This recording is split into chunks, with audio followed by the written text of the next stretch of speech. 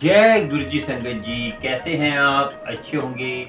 मैं हूँ करण अंकल और मेरे चैनल है गुरु जी सत्संग डिवाइन। गुरु जी के प्यारे से चैनल में आपका वेलकम। जो आपको आपकी समस्या या गुरु जी का सत्संग आपका कोई हो, आप उसमें शेयर कर सकते हैं। और कोई भी हिंदू वीर या मुसलमान वीर हो, चाहे क्रिश्चियन वीर हो, कोई जो भी हो, सब अपना सत्संग शेयर कर सकते हैं और अपने कुछ पूछना है पूछ सकते हैं। और गुरु जी का ज्ञान आपको मिलता रहेगा, परमात्मा का ज्ञान मिलता रहेगा। ये सब परमात्मा का चैनल है, सब ये सब साझा चैनल है सबके लिए। और संगत जी आज का सबसे बढ़िया मैं आपको आज का जो बता दूं आपको, आज का टॉपिक क्या है कि दुनिया इतनी भटक रही है कि अपने आप को परेशान हो रही है, जप तप करके, पूजा पाठ कर कर। आजकल सावन का महीना चल रहा है, तो सावन में कहते हैं दुनिया भर का जो ब्रह्म करके थक गई है कि तब भी दुनिया परेशान क्यों है। संगत जी, ये बात सबसे बड़ी बात ये है कि आज का। और संगत जी, आपको बता दें कि आज जो है आपको बताएंगे कि माया और छाया से और परमात्मा का क्या मेल है।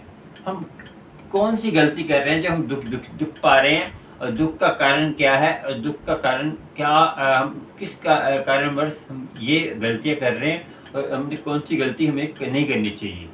ठीक है संगत जी, आज संगत जी आपको बता दूं कि आज की जो है ना, आपको समस्या का हल हो गई, मगर आपको भैया माया क्या है, छाया क्या है, आपको किसके तरफ ज़्यादा झुकाव होना चाहिए। संसार में रह रहे हैं तो हमें हर चीज़ की ज़रूरत है, मगर आपको किसकी कितनी वैल्यू होनी चाहिए, किसकी क्या वैल्यू है, उसका आपको बताएंगे कि कृपा गुरु की आप पर होगी। देखिए संगत जी, आपको बता दूं कि गुरु की जो कृपा है ना आप पर होगी, मगर आपको गुरु से प्रेम भाव से हर चीज़ सीखनी पड़ेगी। जल्दबाजी में कुछ होगा नहीं। जो दुनिया दुखी है, इतनी दुनिया दुखी क्यों है?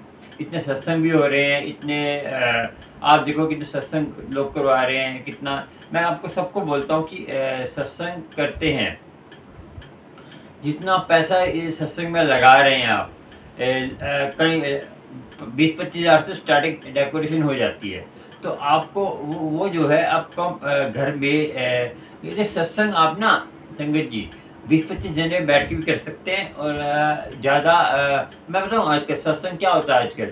आजकल फैमिली वाले आते हैं सत्संग में। क्या है, किसी का बर्थडे आया, किसी का बर्थडे आपने किसी आजकल आपने काफ़ी लोग सेवा कर रहे हैं। हॉस्पिटल में कितने लोग दुखी हैं, कितने आपको पता होगा कि हॉस्पिटल में लोग इतने दुखी हैं, मानोगे नहीं कि उनकी हेल्प करेंगे जाके। उनको ज़रूरत है, किसी को किस चीज़ की ज़रूरत है, किसी को पैसे की ज़रूरत है, किसी को सेवा की ज़रूरत है, उसकी सेवा करेंगे। जैसे आपका बर्थडे है, आपको बर्थडे में लगते हैं 5-6 हज़ार, 10 हज़ार, 20 हज़ार तक लगते हैं।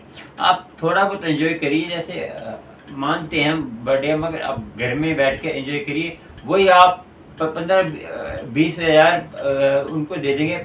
25 हज़ार लगता है, 5 हज़ार में करिए बर्थडे, और वही जो पैसा उनको लगे तो आपको दुआ लगेगी, और आपके बच्चे जो है ना आपकी आज्ञा में चलेंगे, और बच्चे आपकी आज्ञा में चलेंगे। तो और आज्ञा में चलने से क्या होगा, आपको ब्लेसिंग गुरु जी की तो मिलेगी। ये गुरु जी की ब्लेसिंग, गुरु जी कहते थे कि किसी जरूरतमंद की सेवा करेंगे तो अब मेरी सेवा है। ठीक है, आज के जो बताते चलते हैं माया और छाया के, ये करिए। और ये बहुत जरूरी है संगत आजकल। और माया छाया की बात करते हैं, चलिए आपको बताते हैं माया छाया का। चलिए संगत जी, एक पांचवें पातशाह जी की बानी है, जो गुरु अर्जुन देव जी की जो बानी इतनी उस बानी के ऊपर विचार है आजकल के, कि आज की बानी है प्रभु जी के नाम जपत मन चैन। कि प्रभु की बानी लेते ही मन में चैन आ जाता है, मन में सुकून आ जाता है। कि प्रभु का नाम लेते ही मन में चैन सुकून आ जाता है। इस बानी का, ये बानी किनकी है? गुरु अर्जुन देव जी की, जो पांचवें पातशाह जी थे, सिखों के गुरु पांचवें पातशाह जी, उनकी बानी है कि प्रभु के नाम से जो है हमें जो है चैन मिल जाएगा। और चैन मिलने से हमारे मन को चैन मिलेगा और हमारे शांति मिलेगी। तो सबसे बड़ी बात ये है संगत जी कि आपको चैन क्यों नहीं मिल रहा। यहाँ तो आप सही तरह बानी नहीं जप रहे, यहाँ तो आप नाम का सिमरन जो कर रहे हैं कैसे कर रहे हैं, अमृत वेले में उठ नहीं रहे। संगत जी आपको बता दूं मैं, ये सबसे बड़ी बात सिखों सिखों सिखों ने जो सिखों के क्यों भ्रष्ट हो रहे हैं। पहले आपको पता है कि सिखों से लोग थर थर कांपते थे। क्यों कांपते थे? कि इनके अंदर अमृत वेला था और नित्य नेम था और गुरु के 5 ककार थे, गुरु के 5 ककार नामधारी थे और अमृत छकते थे, अमृत छक्कर। देखिए अमृत छक्कर, और ये जो है अपने जीवन को सफल बनाते थे। और गुरु गोबिंद सिंह, आपको बताऊं संजय जी, गुरु गोबिंद सिंह जी ने सिख क्यों बनाए थे? आपको बता दूं, गुरु गोबिंद सिंह जी ने सिख बनाए थे रक्षा करने के लिए। जैसे आपको पता होगा कि एक बताते हैं कि जैसे 2 लड़ाई हो रही होती है किसी आपस में से, किसी की लड़ाई हो रही हो या उसकी लड़ाई हो रही हो, उसकी लड़ाई हो रही हो, तो बीच में जो आ जाता है तो उसको बोलते तुझे तुझे का मतलब है। जो बीच में दूसरा आ जाता है ना, बीच में दूसरा आ जाता है, जैसे तीसरा, दोनों लड़ाई कर रहे हैं, तीसरा आ गया तो तुझे का मतलब है तो फिर काम कर जाके, ऐसे बोलते हैं ना, काम कर जाके। तो ये बात आप जो सिखों को नहीं बोल सकते। क्यों नहीं बोल सकते? क्योंकि गुरु गोबिंद सिंह जी ने सिखों को बनाया था बलिदान के लिए। कोई कोई जैसे गरीब है, कमजोर है, उसकी रक्षा के लिए। आपको पता है जब अब्दाली आया था, गुरु नानक जी के टाइम पे अब्दाली आया था हमला करने के लिए, तो अब्दाली जब ये कह रहा था तो गुरु नानक जी बोला था साखत को साखत मारे। तो जैसे किसी गरीब जैसे कोई अपने आप में जैसे वो है, तो तुम बराबर की लड़ाई तब तो चलता है, तब तो बहुत अच्छी बात है। तो अब कोई ये बताओ कि कोई शेर कोई किसी बेजवान नॉर्मल पक्षी को किसी को मारे तो वो तो बहुत बड़ी बात है ना। ये उदाहरण दे रहा हूँ मैं आपको, उदाहरण के तौर पे। तो ऐसे ही कोई बलवान आदमी किसी कमजोर आदमी को मारे तो ये कोई बड़ी बात, कोई वो नहीं है, कोई तुक नहीं है। तो ये जुल्म है एक तरह का, क्योंकि आजकल ऐसे ही हो रहा है। आजकल क्या हो रहा है संगत जी, आजकल जो कमजोर है उसको लोग दबाते हैं और उनको ये भी समझ नहीं आता कि हम कितना बड़ा पाप कर रहे हैं, पाप कर कर अपने जीवन में कितना बड़ा वो ला रहे हैं। ठीक है ना? तो वही बात है, गुनाह जो है ये पाप है। तो जो मैंने आपको क्या कि प्रभु का नाम जपते ही मन को चैन मिले, जो बानी बताई गुरु अर्जुन देव जी की, कि प्रभु का नाम जपते हमें चैन क्यों नहीं मिल रहा, हम गलती क्या हो रही है, तो वो बताते हैं संगत जी। आज आपको गलती तो है, गलती ऐसा नहीं गलती नहीं है, गलती है, मगर आपको समझ नहीं आता। समझ कब आएगा कि आप अमृत वेला संभालेंगे। तो संगत जी अमृत वेला संभालने के लिए क्यों बोलता हूँ मैं? देखिए संगत जी, जैसे आपको बताऊं, जैसे हम एक्सरसाइज करते हैं ना, बॉडी बदलता है, हमारी बॉडी में क्या क्या पार्ट, कोई हड्डी, कोई जैसे हमारे पार्ट, कोई किसी में डेंट तो नहीं है, किसी में वो नहीं है। ऐसे ही अमृत वेला हम संभालते हैं, हमारी स्कैनिंग होती है। जैसे हम नाम जपते हैं, स्कैनिंग होती है, तो वो जो है अमृत वेले में हम जो पहली बार आपको अमृत वेला संभालेंगे तो आपको ना बुरे ख्याल आएंगे और आपका मन भटकेगा। तो वो मन भटकता क्योंकि आपके अंदर अभी जो आपने बुरे कर्म जैसे अपने करे हुए हैं, जो अपने कर लिए हैं, पिछले जन्म की हैं, वो मन में मैल है जो, वो साफ होने में टाइम लगता है। तो मैं ये बताऊं कि आपने सोचा होगा कि एक वाइट कपड़ा है, जैसे वाइट, जैसे ये वाइट तकिया है वाइट, इसमें आप इसके अंदर हम जैसे पड़ा रहेगा ये, जैसे हम वाइट कुर्ता है, आप जैसे वाइट कपड़ा है, ये वाइट कपड़े को हमने जैसे अब क्या करा है इसको, तो इसको हमने वाइट जैसे हमने शर्ट पहन के बाहर गए, तो जैसे उसको धोएंगे नहीं, रोज़ बाहर जाएंगे तो उसको रोज़ जाएंगे महीने भर हो जाएगा तो गंदी हो जाएगी, फिर 2 महीने हो जाएगा फिर और गंदी हो जाएगी। पहनते रहेंगे रेगुलर तो फिर हमें जो है इतनी गंदी हो जाएगी, तो हम थोड़े दिन नहीं हफ्ते भर की 1-2 दिन की होगी तो वो तो साफ हो जाएगी, उसकी मैल साफ हो जाएगी। रेगुलर जो महीने 2 महीने की मैल होगी तो फिर आपको क्या लगेगा कि साफ तो हो जाएगी मगर थोड़ा मैला रह जाएगा। तो सालों भर की जो मैल होगी, सालों 2 साल 3 साल की मैल होगी, फिर वो वाइट कपड़ा नहीं रहेगा, वो काला हो जाएगा। फिर उसका जो स्वरूप है ना वाइट का वो लुप्त हो जाएगा, फिर काला ही हो जाएगा। वो लगेगा कि वाइट था ही नहीं, कौन सा कलर था, इसका स्वरूप भी खो जाएगा।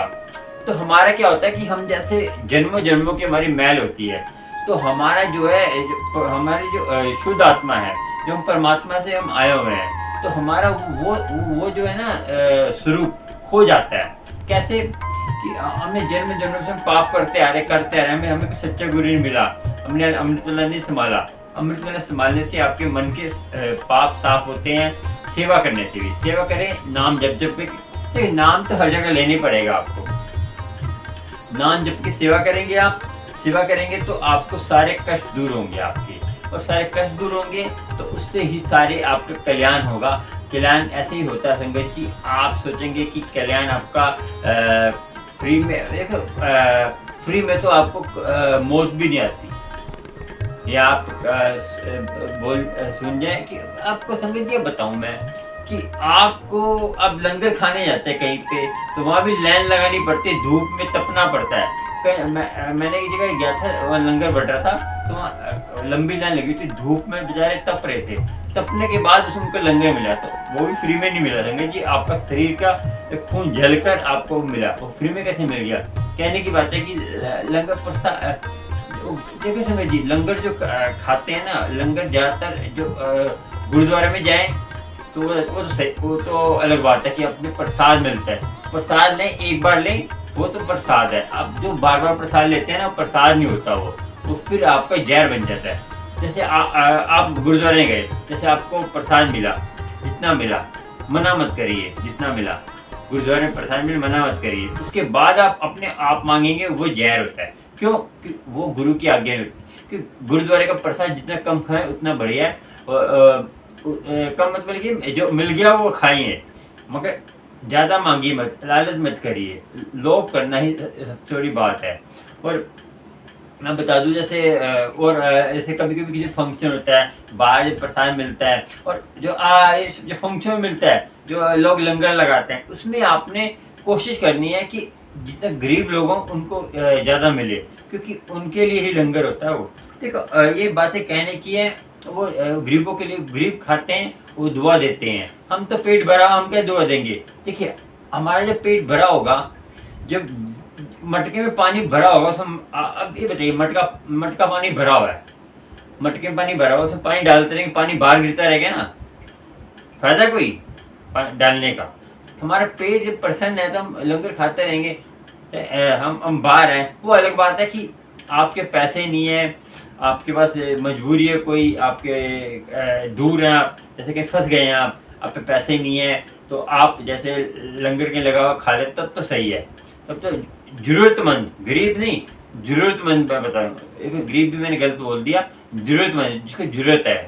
जरूरत तो किसी को, लखपति को भी हो सकती है, क्योंकि मैंने पहले बताया था आपको, लखपति चाहे करोड़पति हो, जो फंस गया कहीं, उसको हेल्प करने का कोई साधन नहीं है, कोई फ़ोन नहीं है उसके पास, कुछ नहीं है, वो कुछ नहीं कर सकता, ऐसे पैसे आने का कोई साधन है ही नहीं, तो वो जो है किसी से पैसे लेकर आपको बोलते कि मैं पेटीएम कर दूंगा, वो अलग बात है, नहीं वो भी नहीं है। तो वो जो है उसका आप हेल्प करेंगे तो वो पुण्य होगा, ठीक है? पुण्य और पाप को समझिए आप।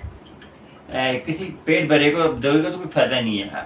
अब एक ही भिखारी को देते रहेंगे, उसको आदत हो जाएगी। जैसे आप मानेंगे, आपके घर में काम वाली है, काम वाली आप उसकी हेल्प करते हैं, तो आप हेल्प करते रहते हैं, तो आपने हेल्प करते रहे, तो वो उसको अब लालच आएगा, उसके लालच आएगा, रोज ही रोती रहेगी, रोते कि आज मेरा पति मार रहा है, आज मेरा वो मार रहा है। देखिए आप बताइए कि उसको लालच आ गया, आप वो फिर बहाने लगाएगी पैसे लेने के लिए आपसे, तो वो देखिए, जो आदमी रोता रहता है ना, उसको परमात्मा भी उसका साथ नहीं देता। परमात्मा कहते हैं तो रोता ही रहता है। तो कभी आप रोया मत करिए कि जो काम वाली आज के रोती रहती है कि हमारे वो नहीं है। देखिए, सबसे बड़े उसको नाम से जोड़िए आप। उसको बोलिए अमृत वेला संभालो, सारे कष्ट दूर होंगे। आप पैसा देंगे तो पैसे से कुछ, आप उसको कुछ सामान लेके दे दीजिए और ज़्यादा मत अपने घर गृहस्थी देख के ध्यान दीजिए। और देखो वो तो कभी पेट भरेगा ही नहीं। आपको बताऊँ, मेरी मम्मी के यहाँ पे काम वाली काम करती है, मगर वो जो क्या करती है, आए दिन उसकी मैंने जब से मैंने देखा ना, तब से रोती है। उसको मम्मी ने कभी 1000 कभी 2000 दे देती है, तब भी वो रोती रहती है। कभी जब आदमी परेशान नहीं हो सकता, मैं बता दूं, पैसे से पैसा तो है। देखो, लोभी जो है ना, कभी प्रसन्न नहीं हो सकता। लोभ तो ऐसी चीज है कि आपको मैं अभी कथा सुनाऊंगा, उस कथा में पता चलेगा लोभी उस पर कितना अरबों नहीं खरबों नहीं कितना था उसके पास, वो बताऊंगा। राजा था एक, उसकी उसकी प्रशंसा हुई नहीं उसकी, वो कब्रों में से पैसे निकाल लेता था। राजा अरबोपति था, करोड़पति था, वो कब्रों में से पैसा निकाल लेता। उसकी कथा सुनाऊंगा, भी सुनाऊंगा, फिक्र मत करिए आप। तो उसमें आपको ज्ञान मिलेगा बहुत कथा में। अरबोपति खरबोपति संगत जी बताऊं, कब्रों में पैसा निकाल लेता था। इतना लालच किया संगत जी। ऐसे ही मैं कहता हूँ, लालच कभी किसी को खत्म हो नहीं सकता। तो आपको सोचना होगा कि गुरु की कृपा आप पर होगी, तो आपको बताएंगे। चलिए आगे बताते हैं आपको, आगे सुनते रहिए, फिर आपको बताता हूँ जी। आपको बताऊं, कईयों ने मन को चैन लाने के लिए व्रत रखे। कई व्रत रखकर कई मन को चैन लाने के लिए ज़्यादा खाने लग पड़े। आप भी बताइए संगत जी, जो मन को चैन लाने के लिए इतना कुछ कर रहे हैं, ये कर रहे हैं, वो कर रहे हैं, तीर्थ में जा रहे हैं, तीर्थों में जा रहे हैं कि हमको मन को चैन मिले। और कई जो है इतना जो है इतना मौन रह के मौन ही रह जाते हैं कि हम कम बोलेंगे तो हम जो है मन को चैन मिलेगा। संगत जी मैं बता दूं आपको, आप नहीं बोलेंगे तो मन तो बोल रहा है ना आपका, मन को तो शांत कराना है। जुबान तो शांत हो, जुबान को शांत करने का फायदा ना, ज्यादा बोलना नहीं चाहिए। देखो, कम बोलना चाहिए, ज्यादा नहीं बोलना चाहिए। और आई टाइम का जहाँ जरूरत पड़े वहाँ बोलना भी चाहिए। जब चुप रहना चुप रहना चाहिए आपको। तो कई संगत अपने मन को चैन, अपने मन को इतना भटक गए हम कि अपने मन को चैन नहीं आ रहा कि मन को हमने जो है इतना भटका। तीर्थ पे जा रहे हैं तब मन को चैन नहीं आ रहा, वहां जा रहे हैं तब मन को चैन नहीं आ रहा। तो हमने जो है संगत जी इतना हम जब तब कर रहे हैं, चैन नहीं आ रहा, और तीर्थों पे जाकर सब कुछ कर रहे हैं, क्योंकि गुरु अर्जुन देव जी ने बोल दिया, जपो प्रभु का नाम तभी मन को चैन आए। देखिए संगत जी, आप जब तक जितना कुछ करना है कर लीजिए, जितना भटकना है भटक लीजिए। बस एक ही चॉइस है आपके पास, चॉइस है ही नहीं आपके पास। देखो, आप जितना भी कोई बोलता है ना आपको कि आप, मैं बता दूं आपको कि जितना बोलता है आपको, चॉइस क्या है कि और नाम जपने का सबसे ज्यादा चॉइस है अमृत वेला। अमृत वेले में आप नाम नहीं जपेंगे तो आपके कष्ट नहीं दूर होने वाले, जितने भी आप कर लीजिए। थोड़े, देखिए मैं बताऊं, कोई आपको बोलता है उधर चले जाइए, उधर उस गुरु को छोड़, अब गुरु छोड़ते रहेंगे तो आप भटकते रहेंगे। एक गुरु को पकड़िए और आपको, देखिए मैं बताऊं संगत जी, आप अमृत वेला नहीं संभालेंगे, नाम नहीं जपेंगे, एक ही ऐसा है आपके पास संगत जी, नाम में सारा रस है। नाम ऑलराउंडर है, इसमें नाम जप लिया आपने, नाम जड़ है, इस जड़ को पकड़ लिया आपने, तो आपके फल भी जो है ना, आपके फल आपके अपने होंगे, पेड़ भी आपका अपना, सब कुछ आपका अपना। तो आपने नाम नहीं जपा तो कुछ भी नहीं मिलने वाला, न फल मिलेगा ना पेड़ मिलेगा आपको। ठीक है, जड़ है, नाम एक जड़ है, नाम से ही सब कुछ मिलने वाला है। सबका उधार नाम ही है। जितना भटक लीजिए आपको खाली रह जाएंगे, और आपको प्रभु जी का नाम जपत ही मन आनंद आए। तो जो कहते हैं पांचवी पातशाह जी की वाणी है, तो प्रभु जी का नाम जपत ही मन होए चैन। ये वाणी का कितना अच्छा महत्व है संगत जी। आपको बताऊं कि देखिए, कई लोग जो है अपना जो सारा पैसा जमा करते रहे हैं, पैसा अपने जमा कर करके हमें सुख मिल जाएगा, कि हमें दुख में काम आएगा पैसा, दुख में कभी कभी देखते हो कि कभी कभी डॉक्टर भी कहता है कि भगवान से प्रार्थना करिए कि बस इनको प्रार्थना की जरूरत है, तब वहाँ पैसा भी काम नहीं आता। तो कई जो है अपने जो है संन्यास ले लेते हैं, पैसा छोड़ देते हैं, कहीं अपना जैसे भर्तृ हो गए, कहीं राजा हो गए। आपको भर्तृ राजा था, उसने अपना पूरा राज छोड़ दिया था। और महात्मा बुद्ध थे, उन्होंने पूरा राज छोड़ दिया था। कई ऐसे हैं कि पूरा राज छोड़ देते, कहीं पैसा जमा करके सुख मिल जाए हमें, कहीं जो है तीर्थ व्रत धाम जाए और कोई तिलक लगा कर सुख मिल जाएगा हमें, कोई पूजा पाठ करके जोत जगह भी सुख मिल जाएगा। आप दान करते हैं तब भी आपको सुख मिल जाएगा कि हमारा सुख होगा। देखिए संगत जी, दान करते हैं आपको वो यहीं पे मिलेगा सुख उसका, वो जो दूर की दरगाह, परमात्मा की दरगाह में इसका कोई लाभ नहीं है। आपको कथा एक सुनाई थी मैंने, माता हरबंस ऐसे कुछ कौर की कथा थी। उसने जो आप कथा सुनाई थी ना आपको, उसमें क्या हुआ, वो दान पुण्य इतना करती थी, तब भी उसको जो है नाम, उसने 15 मिनट का नाम सुना था, वही उसका काम आया ऊपर जाकर। तो इसीलिए कहते हैं कि कुछ काम नहीं आने वाला। तो आप दान करते हैं तो आपकी होते कि हमें उससे ज़्यादा मिले। हमने 10 रुपये दान दिए, हमें परमात्मा लाख रुपए दान दे। अब गुल्लक में पैसा 10 रुपये चढ़ाते हैं तो उसका लाख रुपए के दान मांगते हैं आप। तो आपको संगत जी मन में सुख कहाँ से आएगा? मन में सुख तभी आएगा ना कि आप जो है नाम जपेंगे। नाम जो है, देखिए संगत जी एक बार बता दूं आपको, जो हमारे दुख का कारण क्या है, अंदर से है। हमारा मन शांत है तभी हम दुख कर रहे हैं। मन को तो हमने अपने सही जगह लगाना है। वो कैसे लगेगा? नाम जपने से, अमृत वेला संभालने से। क्योंकि अमृत वेले में शांत होता है। मैंने आपको पहले बताया, अभी आपको मैंने आज का टॉपिक क्या है कि माया और छाया। अमृत वेले में माया जो है कमजोर हो जाती है, तो आपको नाम जपने में ज्यादा आनंद आएगा, और ज्यादा आनंद आएगा तो आपको उसका आनंद ही आनंद आएगा। तो आपको कोई रोकने टोकने वाला नहीं, ना कोई फोन आने वाला। ये भी माया का कारण है। जो आपको रोक रहा है अमृत वेले से, वही माया है। तो अभी बताऊंगा माया का और रूप भी, माया का तो पूरा रूप बताऊंगा आपको, क्योंकि कहीं मुझे संगत पूछते हैं माया क्या है, कैसी है। तो आज पूरा एंड टोटली बताऊंगा माया क्या है, कि पूरा स्पष्ट रूप पे माया का बताएंगे। तो ये बताइए संगत जी, ना माया रोक सकती कुछ रोकता है, अमृत वेले में ये आपको आनंद आता है। और आपको आगे बताते हैं, चलिए। संगत जी, लाज मरे जो नाम न जपे, लाज मरे कि आपको सुख की नींद भी नहीं आएगी। बताओ सुख की नींद क्या? आप बेचैन रहेंगे।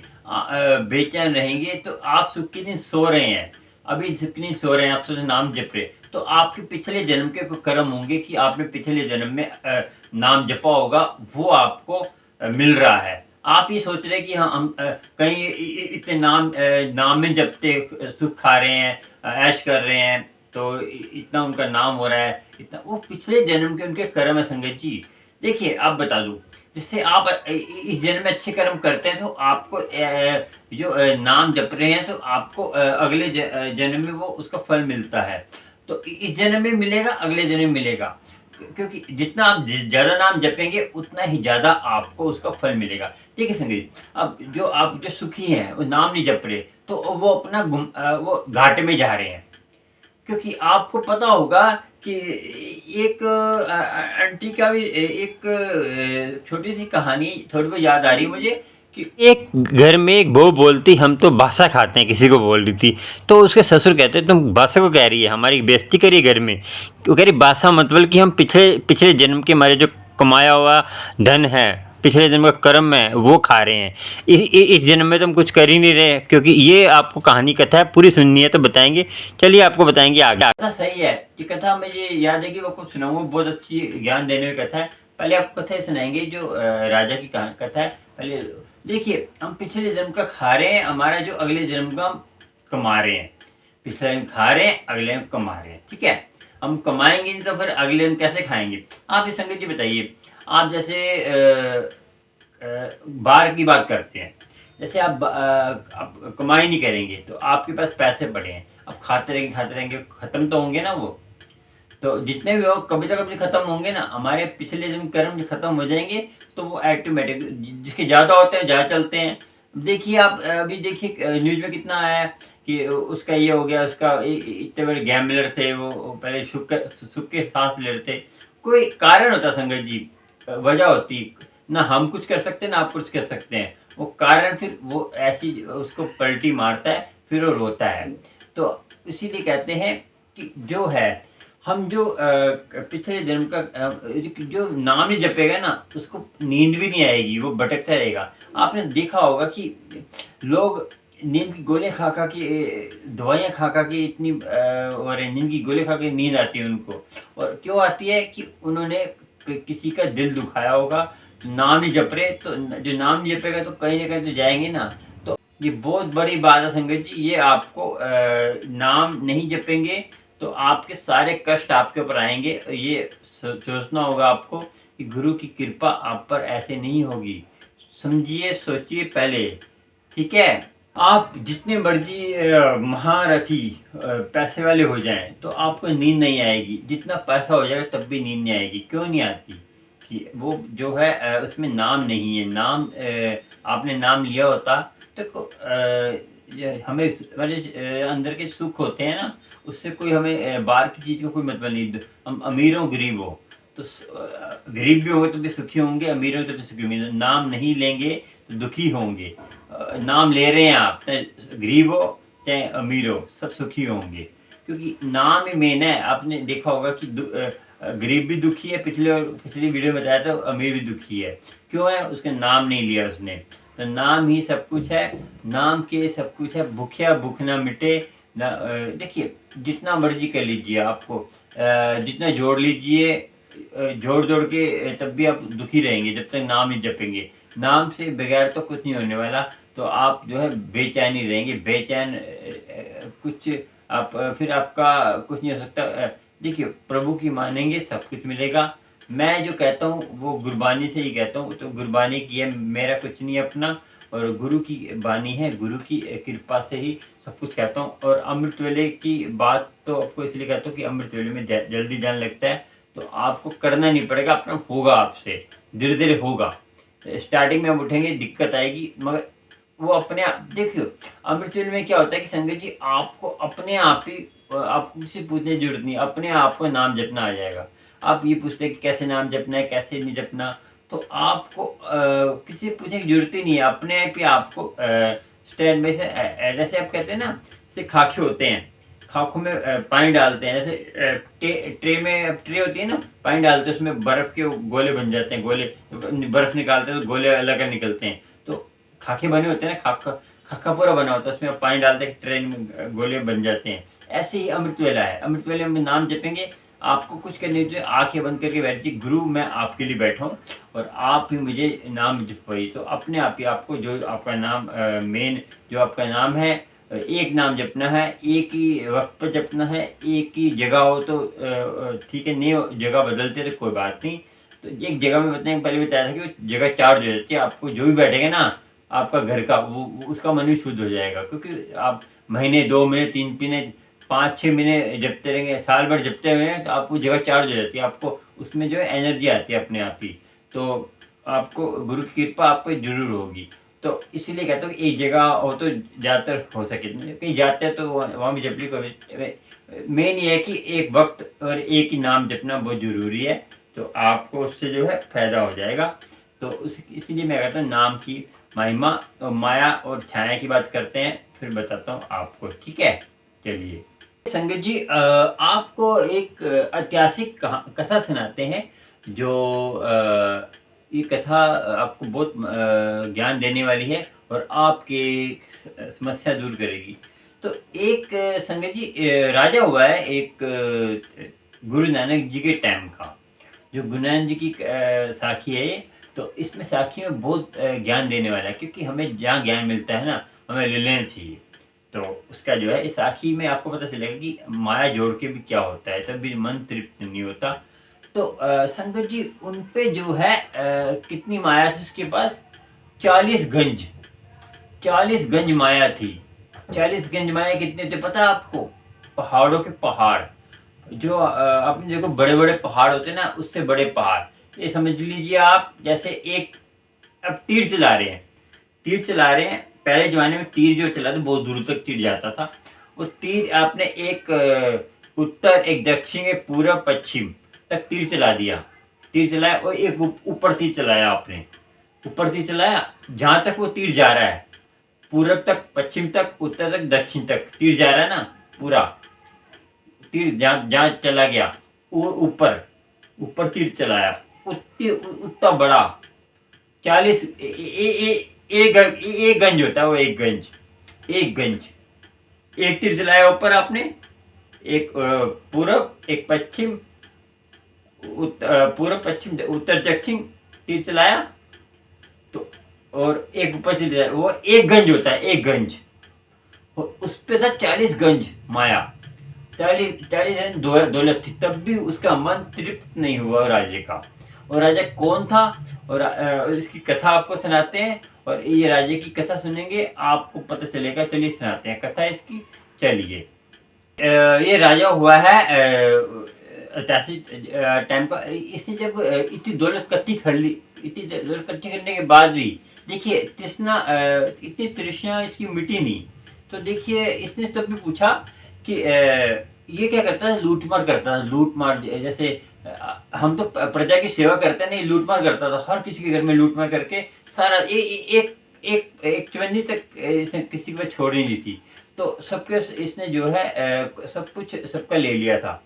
तो तब भी पूछता कि सैनिकों से किसी घर में दौलत सौलत तो है नहीं ना, देख लीजिए, ट्राई कर लीजिए सब जगह कि दौलत सौलत किसी घर में है। सैनिक को बोला इसने राजा ने। और ये राजा का नाम क्या था, कारू बादशाह। कारू राजा थे, कारू राजा का नाम था। तो ये जो है उसका सारा एक था, और इसमें इतना लालच था। तो देखिए 40 गंज बताया था ना आपको कि इतना कहते हैं दौलत होते सोते 40 कितना आजकल अरबोपति तो कितना बड़ा था, तब भी इसका लालच खत्म नहीं हुआ। तो तब भी इसने देखिए इसने जो है सैनिकों को बोला कि आप एक इसे अजमाने के लिए कि किसी पे पैसा नहीं है इतना, तो इसे सबको लूट मार के सबका धन ले लिया, अपना इकट्ठा कर लिया, इकट्ठा करके अपने में रख लिया इसने। तो उसके बाद इसने पता लगाने के लिए क्या किसी पे ये पैसा है नहीं है। तो इसने एक ऐलान किया। क्या ऐलान किया संगत जी? इसने ये ऐलान किया, जो जैसे पता लगाने सैनिक ने बोला किसी के पास नहीं करे, ये ऐलान कर दो कि जिसपे एक चांदी का सिक्का होगा, जिसके पास एक चांदी का सिक्का होगा, उसकी शादी मैं अपनी लड़की जो है उससे कर दूंगा। जिस पे होगा उसकी अपनी लड़की की शादी उससे कर दूंगा। तो इसने ऐलान करा दिया। देखिए संगत जी कितना लालची है, लालच देने के लिए इसने वो चीज़ है वो कराया। तो इसने जब कराया ये, तो एक जो है गरीब घर का लड़का था।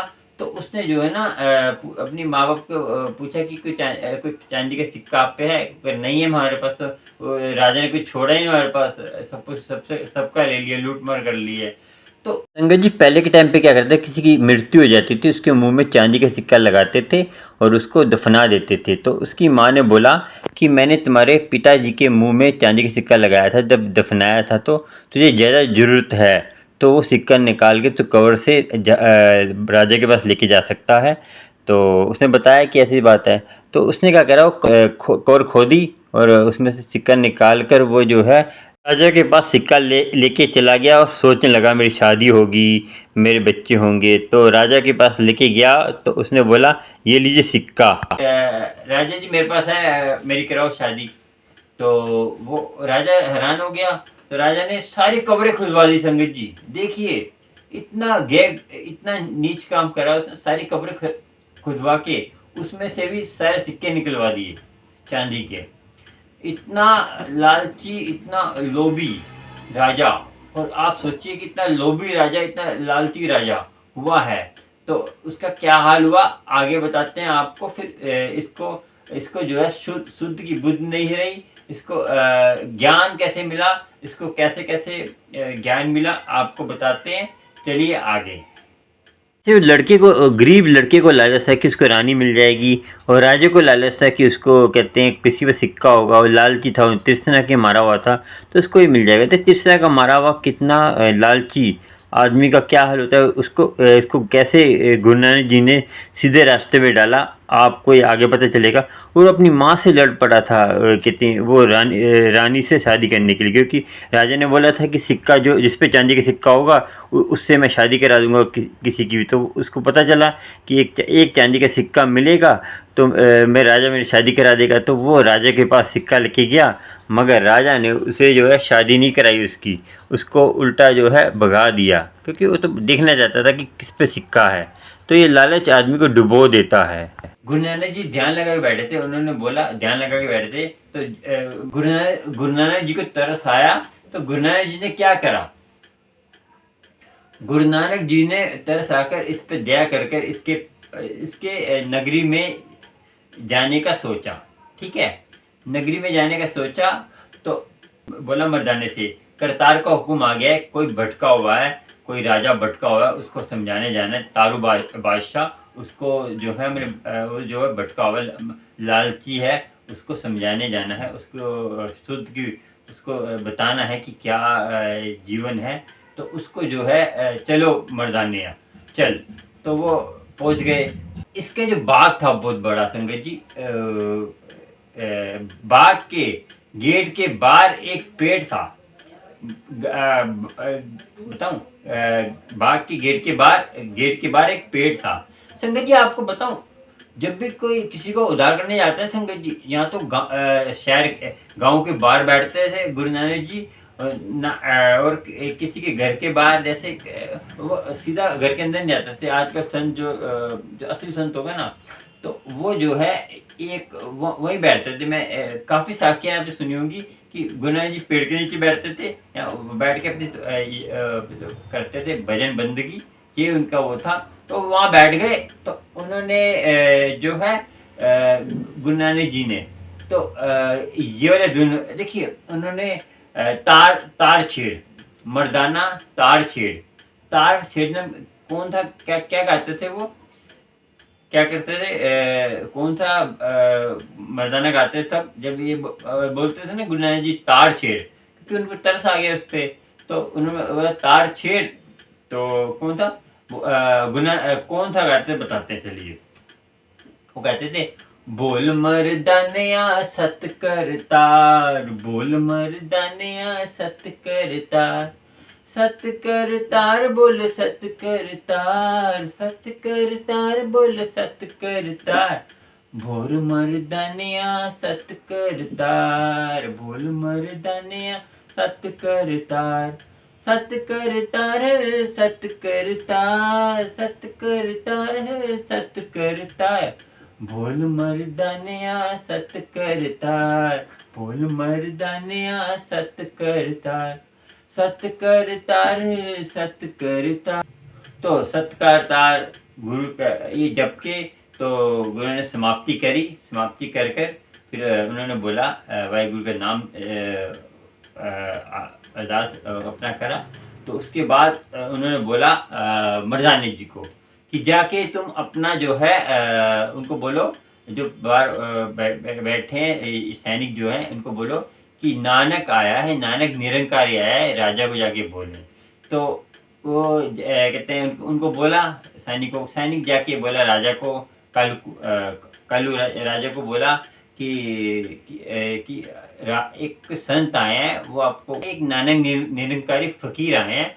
तो फकीर जो है फकीर कह रहे कि मिलना चाहते हैं आपसे। तो नानक निरंकार वो कलकु राजा ने बोला कि वो तो कुछ मांगेंगे, मेरे से मांगने आए होंगे। देखिए, जो आदमी कब्रों के बीच में से, कब्रों के मुख से चांदी के सिक्के निकाल रहा है, तो वो क्या दान करेगा, है ना जी। तो वो दान कर सकता है, नहीं कर सकता ना, वो तो पता ही आपको, इतना लालची जिसपे 40 गंज दौलत होगी, एक गंज कितनी होती है, 40 गंज, वो कहाँ दान करेगा। तो उसने बोला कि तुम बोल दो कि हम बिजी हैं, हम ज़रा मीटिंग में ऐसे ऐसे बिजी हैं, अपने सभा में बिजी हैं, तो ऐसे बोल दो। तो जाके तो वो सैनिक ने जाके जो है बोला कि गुनाना जी को कि गुनाना जी फ़कीर जी वो ज़रा बिजी हैं, तो उनको जो है अभी टाइम लग जाएगा, तो उसका जो है आपको वेट करना पड़ेगा। तो वो गुनाना जी मुस्कुरा गए, मुस्कुरा के बोला कि मेरे पास एक बहुत कीमती चीज़ है, कीमती वस्तु है, तो वो मैं देने आया हूँ।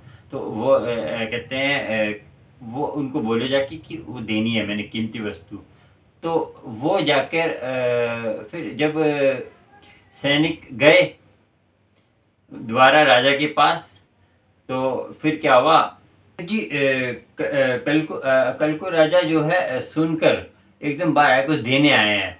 देखिए संगत जी, देने के नाम पर फटाफट बाहर आया राजा मिलने के सैनिक ने जो बोला उसको कि कहते हैं कोई देने आया फकीर।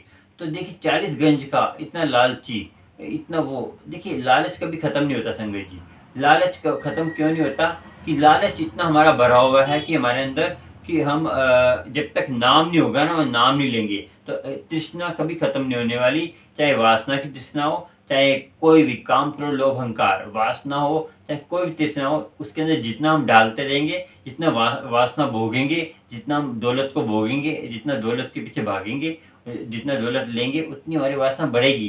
क्योंकि ये ऐसी अग्नि, इस अग्नि में आप जितनी दौलत डालेंगे उतनी दौलत और आपको आपको और उसकी जो है ये होड़ दे। वासना कभी तृप्त नहीं होती, चाहे वासना को, चाहे दौलत की वासना हो, कोई भी वासना हो, तृप्त कभी नहीं होती। काम करो लो कभी तृप्त नहीं, ये करेंगे आपको सोचना चाहिए। तो वो फटाफट आया, तो वो कहता कल्लू राजा कहता, दो मुझे जो है जो देना आपने, जो आपने बोला कि देने आए हो।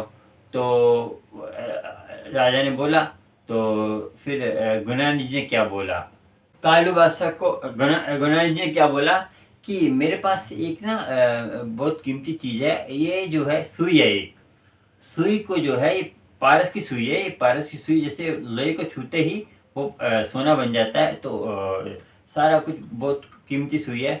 तो मैं जो है जब मैं कुछ समय के बाद मेरी मृत्यु हो जाएगी, तो मैं और कुछ समय के बाद तुम्हारी मृत्यु हो जाएगी, तो जब काफ़ी दिन के बाद तो आप ये मुझे ऊपर दे देना। आप जैसे मैं चला जाऊँगा, मुझे ऊपर ये सुई ले आना आप, ठीक है? सुई लेके मुझे ऊपर दे देना।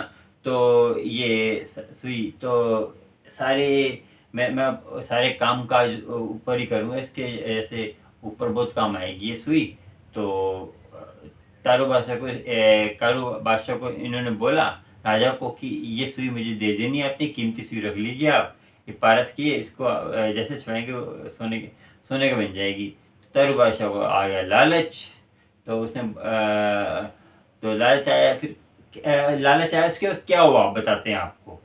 उसको उसे दिमाग में बात ऐसी आई कि उसने बोला कि ये बात तो मैंने सोची नहीं कि जब जब ये सुई है, मैं ऊपर कैसे लेके जाऊँगा? कुछ तो ऊपर जाता नहीं है। आप इतने बड़े फ़कीर हो, गुनाह जी को बोला उसने कि पीर हो फ़कीर हो, आपको पता नहीं है कि कोई चीज़ ऊपर नहीं जाती। सुई सुई क्या कुछ भी ऊपर नहीं जाता, एक कण तक ऊपर नहीं जाता।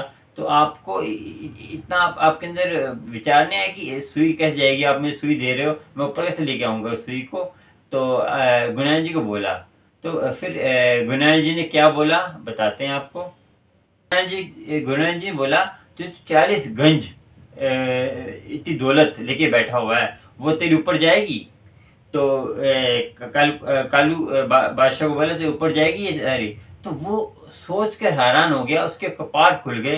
देखिए सगी कालू राजा बादशाह सुन के हैरान हो गए कि हाँ इतनी 40 गंज जो दौलत है मेरी, ये मैं जो है उसको हैरान हो गया वो कि सुन के कि मैं कहाँ लेके जाऊँगा? मैंने उसको फिर अपने पाप याद आ गए कि उसने क्या-क्या पाप करे थे, पाप याद आ गए, वो तड़फ पड़ा। तो उसे अब डर लग रहा है मेरा क्या होगा? मुझे अब ज्ञान आ गया कि मैंने इतना बड़ा पाप कर दिया दौलत का ठगे, कई जनों को मैंने जुल्म करके, कई जनों को मार-मूर के, कई जनों के घर लूटे हैं। तो मुझे डर लग रहा है मैं क्या करूँ?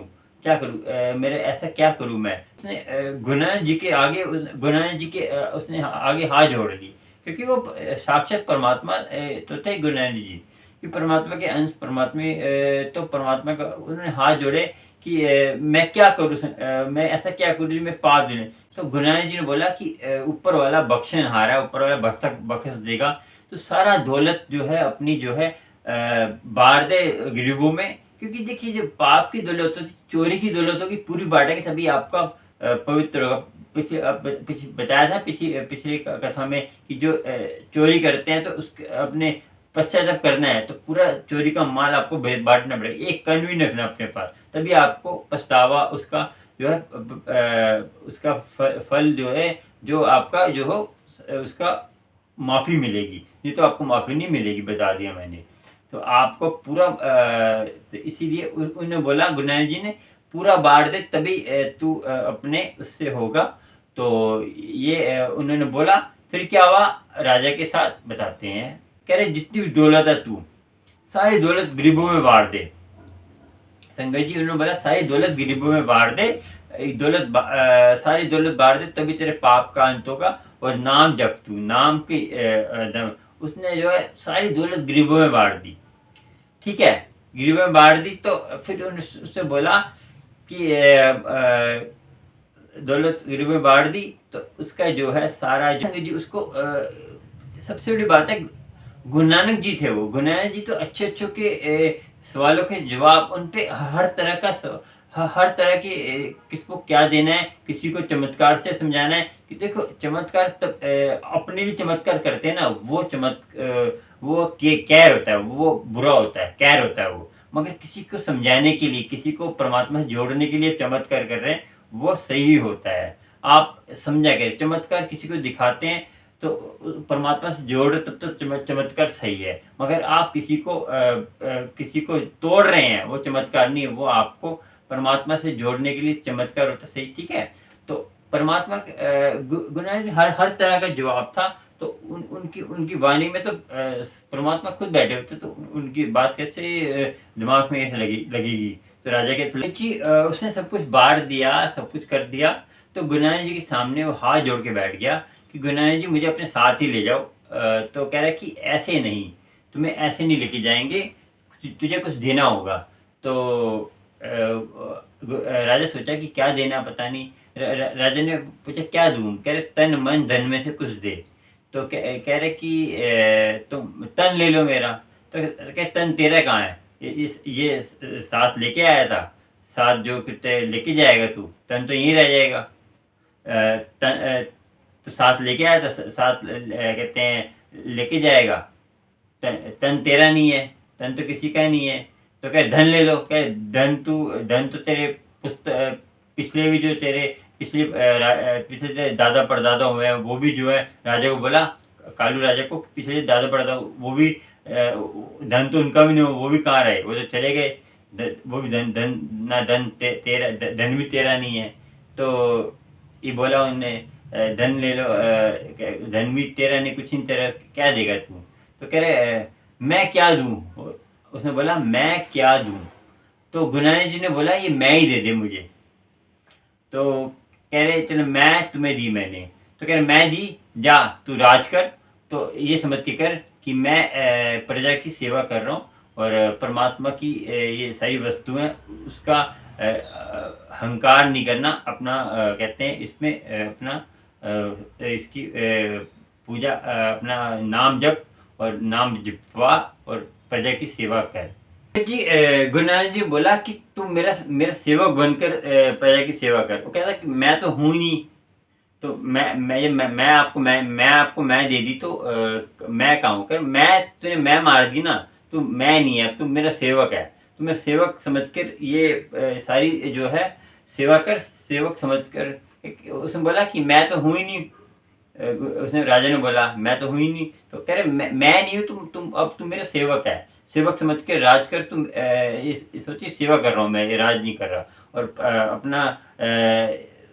अपना इसमें मोह मत रख, अपना राज कर, और अपना राज कर कर अपना सारा ये संभाल, और दुख दर्द की सेवा कर, और सबका होकर कि ये तेरा नहीं है, अब परमात्मा का है, और तू मेरा सेवक बन के सब करेगा और अपने सुखी रहेगा। और जो तू कर्म करेगा वो तू नहीं करेगा, वो सारे कर्म परमात्मा करवाएगा तेरे से, क्योंकि तू परमात्मा का नौकर बन के कर रहा है। परमात्मा का नौकर बन के करेगा, सारे कर्म तेरे जो है ना, तेरे सारे कर्म परमात्मा के लेखे लगेंगे। तुझे उसकी कर्म की लिस्ट नहीं देनी पड़ेगी, तो कर्म की लिस्ट नहीं देनी पड़ेगी तुझे, और तुझे जो है ये कर्म नहीं लगेंगे।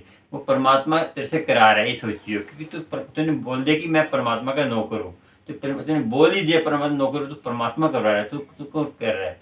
तो संगत जी, से कितनी शिक्षा मिलती है कि गुरु नानक जी ने कितनी शिक्षा दी कि हम जो अपने आप को मालिक समझते हैं तभी हम दुखी रहते हैं। आपको पता होगा कि जो मालिक हमेशा दुखी रहेगा, नौकर कभी दुखी रहते हैं, उनको तनख्वाह मिलती है तो सुखी रहेंगे।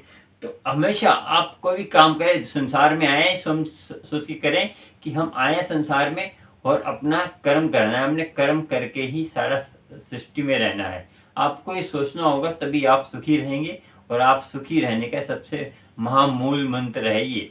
चलो आपको आगे बताते हैं। चलिए जी, एक पांचवें पातशाह जी की बानी है, जो गुरु अर्जुन देव जी की जो बानी इतनी उस बानी के ऊपर विचार है आजकल के कि प्रभु जी के नाम जपत, प्रभु जी का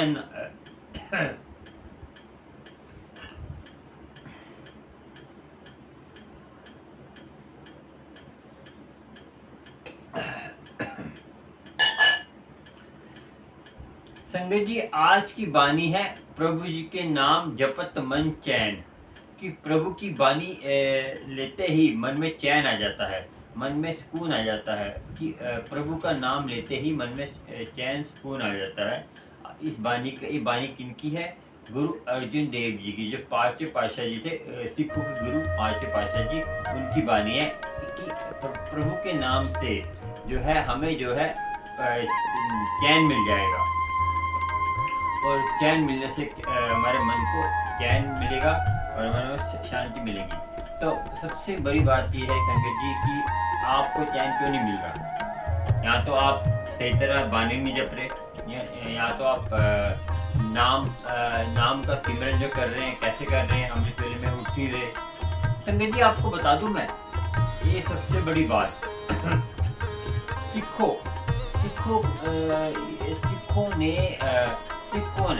जो सिखों के क्यों भ्रष्ट हो रहे हैं।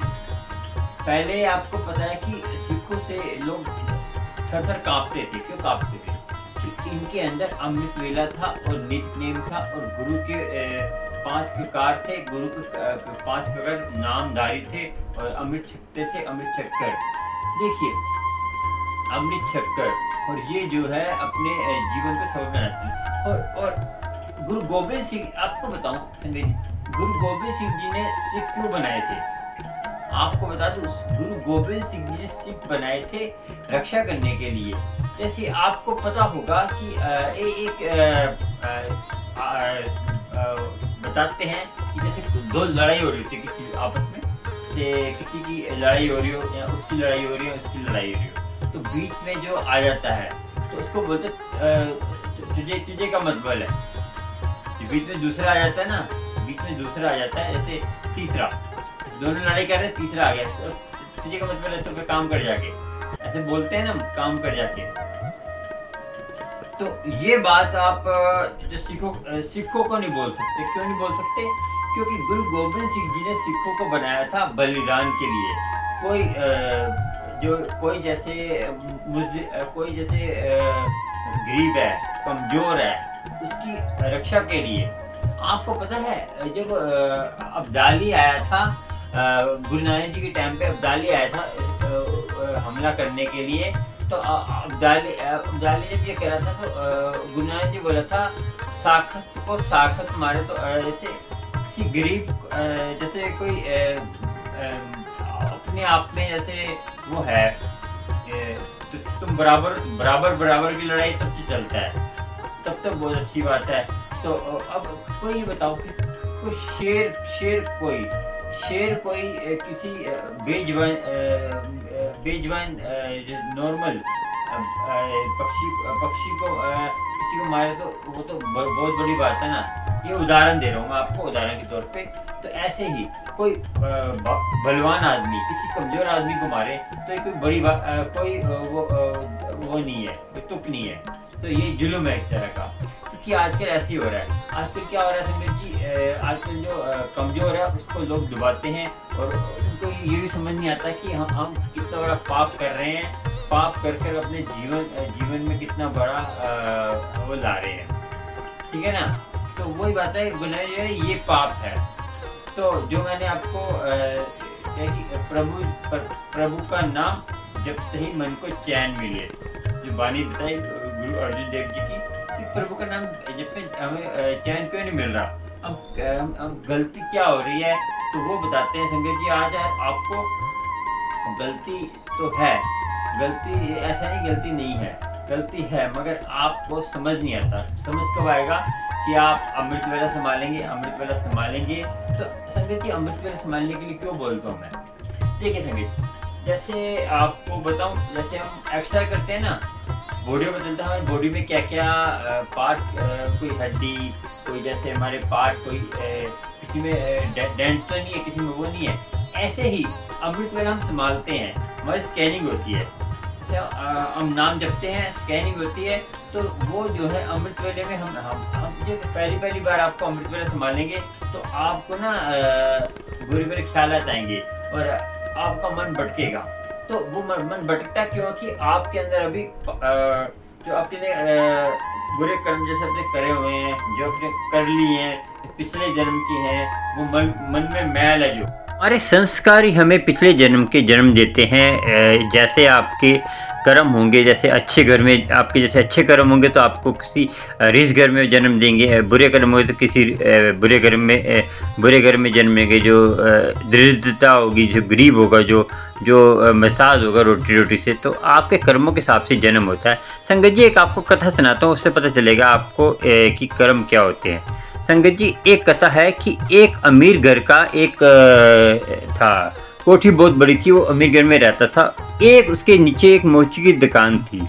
मोची की दुकान में वो क्या था, तो मोची का काम तो करता था, मगर वो ना गाना गाता था। उसे गाने का शौक था, मगर वो ना बेसुरा गाता था, बेसुरा गाना गाता था। तो जब वो गाना गाता था ना, तो वो जो ऊपर वो जो मालिक रहता था, जो कोठी में रहता था, वो परेशान होता था क्योंकि वो बेसुरा गाता था। तो उसके कान दुखते थे, क्योंकि अपनी मौज में गाता था, वो तो मस्ती में गाता था। तो उसके जो मस्ती में गाता था, तो बेसुरा जैसे मर्जी गाता था, उसके जो है ना कान दुखते थे। संगत जी काफ़ी दिन ऐसे ही चलता रहा, वो दुखी हो गया, मैं करूँ क्या इसका, ये रोज़ गाता है, बेसुरा गाता है, मेरे परेशान कर देता है। एक बार क्या हुआ संगत जी, इसके घर के बाहर ना, ये घर के गया हुआ था, पता नहीं झोपड़ी इसकी खाली थी। तो उसने क्या करा, इसकी झोपड़ी में 10,000 रुपये रख दिया। उस टाइम की बात है जब 10,000 की बहुत वैल्यू थी, लाखों की वैल्यू थी, तब की बात है ये। तो वो एक बार उसने देखा 10,000 पड़ा है, तो वो देखकर हैरान हो गया, वो बेचैन हो गया। वो सोचा कि ये 10,000 रुपये कोई चोर चोरी करके ले जाए। वो परेशान हो गया कि 10,000 रुपये आ गए तो एक चोर चोरी करके ले जाए, कि कोई ना हो जाए। संगत जी इससे वो परेशान इतना हो गया कि वो गाना गाने भूल गया। तो गाना भूल गया, तो ये देखिए संगत जी इससे क्या मैसेज मिला कि उस पर माया आई, तो उसकी सारी खुशियाँ चली गई। जो खुशी से वो गाना गाता था, चाहे वो बेसुरा गाता था, मगर अपनी खुशी से गाता था, उसका मन खुश होता था। जो माया है ना, हमें मन को हमारे बेचैन कर देती है।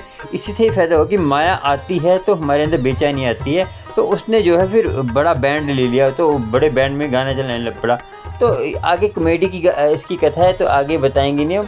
तो इतना बता दें कि जो माया आती है आपके पास, तो माया आपको बेचैन कर देती है। माया के साथ नाम जपेंगे तो वो तभी आपको उसका फ़ायदा होगा। नाम सिमरन जपने से ही गुरु की कृपा होती है, गुरु की मेहर होती है। और आपको समझना होगा कि गुरु की कृपा तभी होती है माया के साथ नाम जपें, अमृत वेला संभालेंगे और अमृत वेला संभाल कर गुरु का नाम लेंगे। और माया तो आएगी, मगर वो आपको नुकसान नहीं देगी। तो गुरु की कृपा तो होती है, तो माया जो है, माया दासी है परमात्मा की। तो आप परमात्मा का नाम लेते हैं तो माया भी आपका जो है दासी आपकी बन जाएगी। तो आप परमात्मा का नाम नहीं लेते तो आपकी माया मालिक बन जाएगी, आपको नचाएगी। क्योंकि उसका एक नेचर है कि वो परमात्मा के नाम जो लेते हैं उनके आगे पीछे घूमती है, और जो परमात्मा का नाम नहीं लेते उनको जो है वो भटकाती है, उनको नचाती है। क्योंकि माया बहुत भयानक ऐसी चीज़ है जो आपको गुरु की हटा देगी, गुरु से हटाकर आपको नरकों में ले जाएगी। माया का काम ही है नरकों में ले जाना। आपको सोचना चाहिए गुरु की कृपा आप पर होगी, मगर आप जो है ना इन चीज़ों से बचे रहते हैं कि हम अमृत वाला नहीं संभालें, हम ऐश प्रस्ती कर लें, तो वो आपको नरकों में लेके जा रही है। आपको पता नहीं चलता, क्योंकि आपके मन मैला हो गया है। आपका मन जब काला मैला हो जाता है तो पहचान नहीं होती आपको, फिर आपको कहते अच्छाई की पहचान नहीं होती। जब आप नाम जपते हैं, नाम जपने से आपको फिर धीरे धीरे पता चलता है कि हम गलत जगह जा रहे थे, हमने जो अमृत वाला नहीं संभाला। अमृत संभालने से क्या होता है कि आपके बुरे कर्म आपको नज़र आते हैं, धीरे धीरे नज़र आते हैं, तो आपकी कृपा आप पर होने लग पड़ती है। गुरु आपको जो है ऑटोमेटिक ही ना गुरु आपको दिखाने लग पड़ता है कि आपके ये कर्म है। जो अमृत वाला संभालते हैं, आंखें बंद करते हैं, आपके अंदर से आपके बुरे कर्म बुरे कर्म नज़र आते हैं, तो आप डरा मत करें। जो अमृत वाला संभालते पहली बार आपको जब आपको बुरे कर्म नज़र नहीं आएंगे, आपको समझिए आपके कर्म साफ हो रहे हैं, आप कर्मों को साफ कर रहा है गुरु। नाम जपने से हमारे कर्म साफ होते हैं। तभी मैं कहता हूँ अमृत वाला संभालें, नाम जपें, तो आपके कर्म भी साफ होंगे और आपकी कृपा भी होगी गुरु की। गुरु आपको अंग संग, आपको परमात्मा की मेहर होगी। कैसे होगी? वो गुरु के नाम जपने से होगी। नाम जपेंगे, माया आपको कभी तंग नहीं करेगी, क्योंकि माया दासी है, बता दिया आपको मैंने। और गुरु इतना प्यारा है, गुरु की संगत इतनी प्यारी है। गुरु की संगत से मिलिए, बातें काम क्रोध लोभ अहंकार की बातें छोड़कर, निंदा चुगली छोड़कर परमात्मा का नाम जपिए। क्योंकि हमारे इंद्रियों होती है, इंद्रियों को हमने अपने काबू में करना है। जैसे कान को भगवान का नाम सुनिए, आँखों से भगवान के दर्शन करिए, और स्वरूप के दर्शन करिए। कि स्वरूप दर्शन करने के लिए होता है, पूजा करने के लिए होता है। स्वरूप दर्शन करिए, पूजा करने के लिए परमात्मा का नाम जपिए, वही पूजा होती है एक तरह की। क्योंकि परमात्मा की आरती हो रही है ऑटोमेटिक। आपको पता है, पहले बताया था मैंने आपको कि खाली स्वरूप जो होता है दर्शन करने के होता है, और जो चरण है, चरणों को हमेशा गुरुद्वारे लेके जाइए, मंदिर लेके जाइए। सत्संगत में संगत जहाँ होती है, सत्य की संगत जहाँ नाम जपते हैं, वो होती है असली सत्संग। बाकी जो सत्संग हो रहे हैं दिखावे के हो रहे हैं, आपको भटका रहे हैं। जहाँ पे सत्संग में बातें हो रही हैं, गुरबानी नहीं चल रही, जहाँ पे गंदे गीत चल रहे हैं, यहाँ पे डांस चल रहा है सत्संग में, यहाँ पे सत्संग में भजन चला रहे हैं, उल्टे सीधे भजन चला रहे हैं, डांस वाले भजन चला रहे हैं, ये कैसे कैसे भजन चल गए हैं। तो वो सत्संग नहीं है, वो खाली पार्टी वेयर सत्संग है, जहाँ पे आपको कोई तरीका ही नहीं है कैसे बैठना है। वो ये देख रहे हैं कि ये ड्रेस किसकी है, ये कौन सी ड्रेस है, ये पहन रहे हैं। तो वो सत्संग छोड़ दो संगत जी। आपको सोचना होगा, गुरु की मेहर आप पर होगी। चलिए, आपको मैं आगे मिलता रहूँगा। चैनल को सब्सक्राइब, लाइक, शेयर कर लेना, और आपको नए नए विचार मिलते रहेंगे, गुरु जी के धार्मिक विचार और गुरु जी की धार्मिक पुस्तकें गुरु की चाहिए तो मेरे पास हैं। तो आप गुरु की कृपा से आप और चैनल को सब्सक्राइब कर लेंगे, आपको नए नए वीडियो का नोटिफिकेशन मिलता रहेगा, नए नए सत्संग का नोटिफिकेशन मिलता रहेगा। और अच्छे अच्छे विचार पढ़ा करें, आपको कृपा होगी। सबसे जय गुरु जी, जय गुरु जी, जय गुरु।